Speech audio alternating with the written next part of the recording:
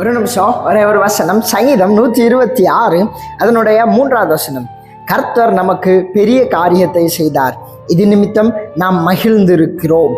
ஆமென். இங்க கர்த்தருடைய வசனம் ஒரு காரியத்தை சொல்லுகிறது. என்ன அப்படின்னா, கர்த்தர் நமக்கு பெரிய காரியத்தை செய்தார், அதனால நம்ம என்ன பண்ணலாம்னா மகிழ்ந்து இருக்கலாம் அப்படி சொல்லி கர்த்தருடைய வசனம் சொல்லுகிறது.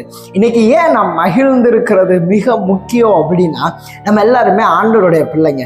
நம்ம ஒரு நிமிஷம் யோசிச்சு பாருங்களேன், நம்மளுடைய பிள்ளைங்க சோகமா துக்கமா வருத்தமா இருக்கும்போது நம்மளால நல்லா இருக்க முடியுமா?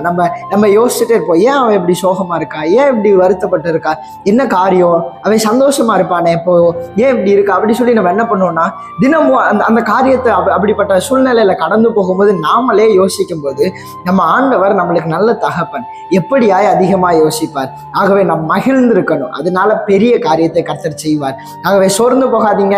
இதுக்கெல்லாம் எதிர்பார்த்து இருக்கிறீங்களோ அதில் எல்லாத்துலையும் கர்த்தர் பெரிய காரியத்தை செய்து உங்களை மகிழ பண்ணுவார். தேங்க்யூ. God bless you.